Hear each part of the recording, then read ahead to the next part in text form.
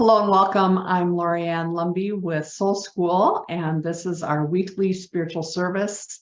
Today is Thursday, June 22nd, 2023, and we are smack dab in the middle of the Solstice Gateway, and kind of perfect timing for what we're going to be spending time with today. From within that place of shining light, I invite you to listen to these words from Matthew's Gospel.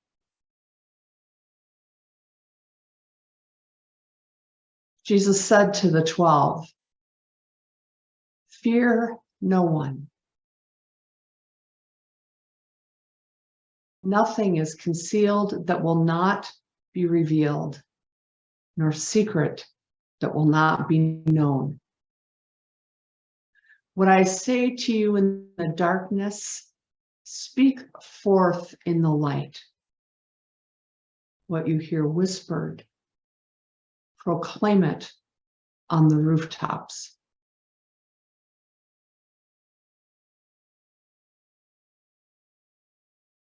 Jesus said, "Fear no one. Nothing is concealed that will not be revealed, nor secret that will not be known. What I say to you in the darkness, speak forth in the light. What you hear whispered, proclaim it on the rooftops."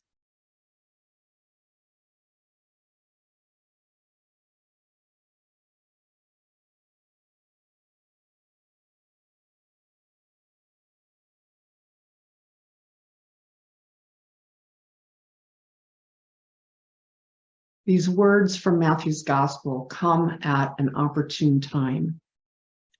And the timing is interesting, and I find a bit hilarious.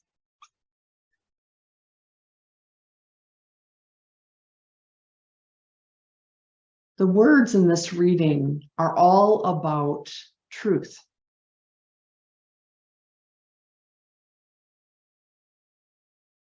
Seeing the truth, hearing the truth, speaking the truth, being the truth. And as we stand at this solstice threshold, I'm reminded that truth is often spoken of as light. May we be enlightened by the light of truth. May we see the light of truth. May we know and understand the light of truth.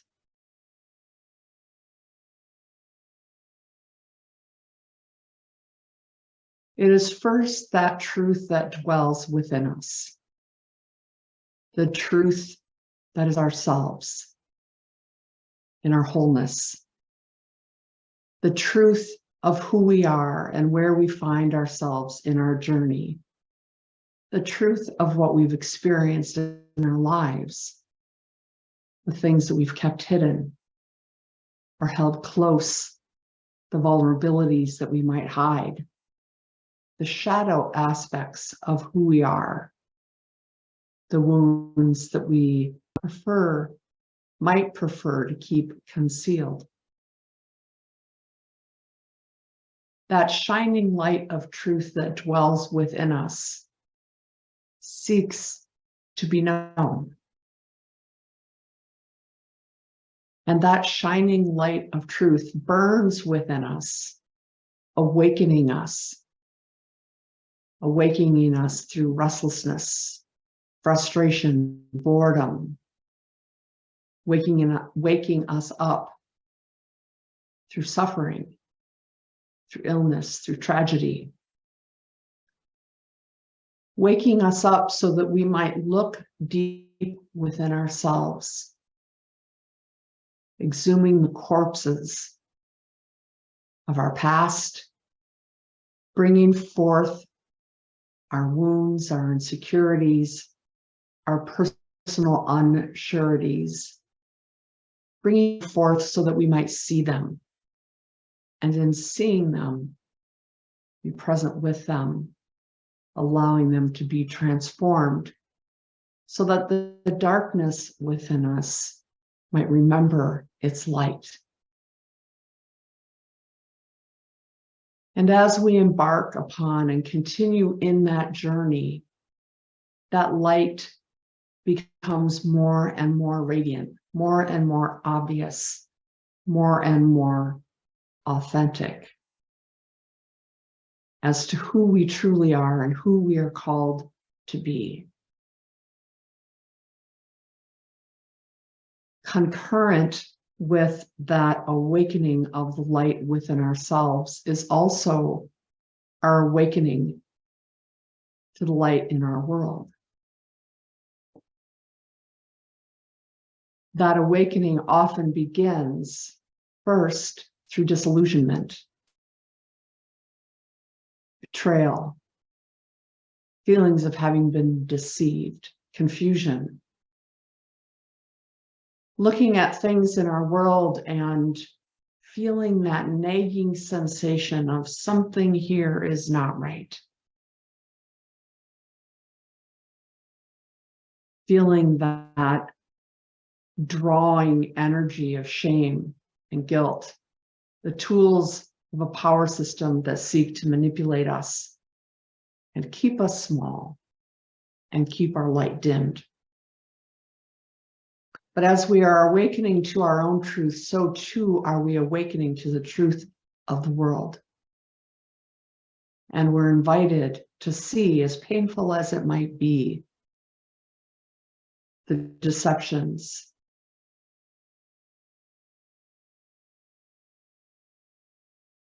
the corruption, the evil that hides behind a mask of many different faces, but ultimately always seeking after power and control.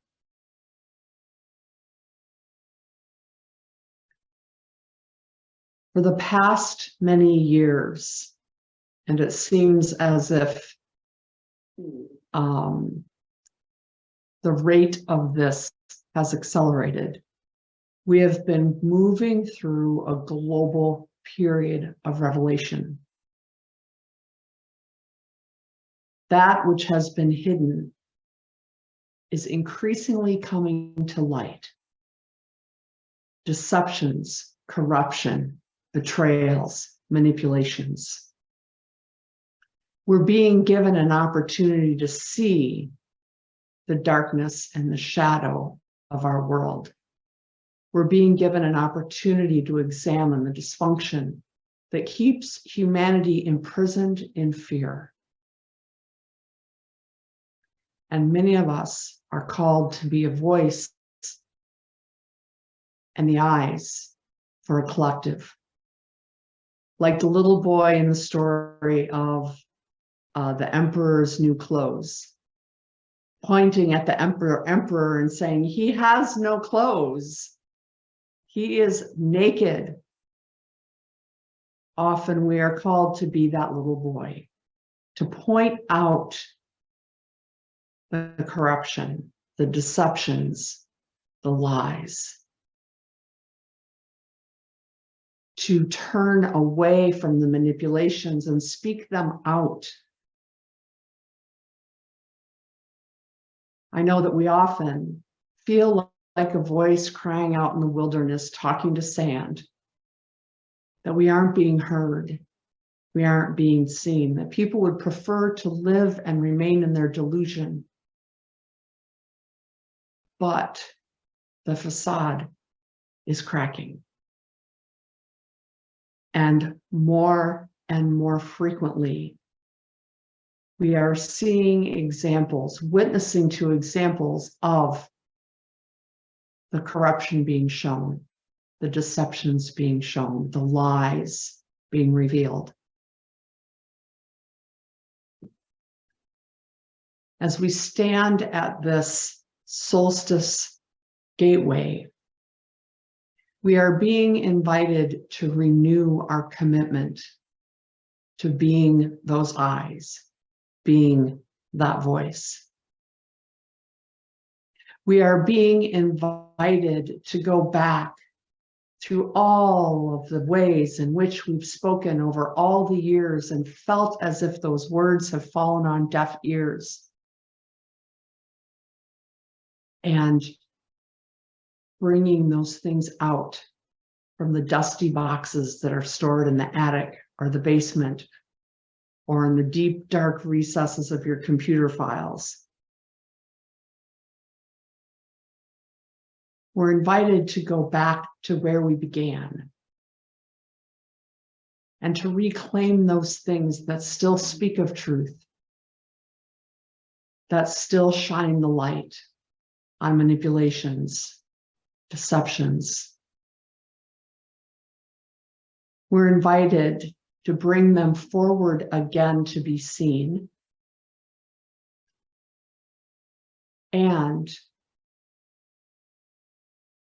to bring forth new creations that speak, that point out the nakedness of the emperor in whatever form that takes. For we are no longer screaming into the void. People are beginning to listen. People are beginning to see. And the thing I find really humorous is how ridiculous the system has become in its attempts to manipulate. And this is such a stupid example, but it irritates the hell out of me every time this commercial comes on, because I have to ask, are human beings really this stupid? And it's a commercial for, I think it's Cascade dishwashing pods. And there's several of these commercials running now, and they all have the same message. The same message is, you don't need to fill your dishwasher to run your dishes. You can run it on half a load. You can run it on a quarter load. You can run it just on your snack plates, because your dishwasher will still do just as good a job, whether you have a full dishwasher packed to capacity or only 3 or 4 dishes. Buy Cascade detergent pods. And I'm like, wait a minute. All they're trying to do is convince people to do more loads of dishes so that they have to use more Cascade pods. And I have to ask, if the advertising world really thinks human beings are that stupid, or if human beings are that stupid, but beyond my own judgment, I see that ad for such a ridiculous example of attempted manipulation. And I don't know if I know anyone that would fall for that bullshit anymore. And that's not the only example. But on a similar note, just to look at the world around us and the things that are falling apart, the people that are stepping on their own toes, the people that are speaking their own truth in such a ludicrous way that people can't not see it. And people see it. People get it. People are more awake today, more awake and aware than they were when we began this collective journey. So again, at this solstice gateway, we are invited to revisit our mission and our calling, to revisit our passion, to take it off the shelf and dust it off, and to give it new voice, give it new expression, bring it again and again forth into a world that is more ready today to hear and see truth than they were 5, 10, 15, 20 years ago. And to help support us in that journey, I'm going to invite us into a mantra meditation. And this mantra meditation is a mantra to Ganesh or Ganapati, who in the Hindu tradition is the manifestation of energy that overcomes obstacles. It's the energy that breaks through walls, that breaks down barriers, that clears the way for us to live and be in our mission, and clears the way so that those who need our medicine might see us, might hear us, might find themselves drawn to what we are offering as a balm of healing, what we are offering as tools of empowerment, what we are offering as messages of truth, what we are offering in our own being. For it is in that truth that we are able to live as and by love in the world. And that is the ultimate light of truth.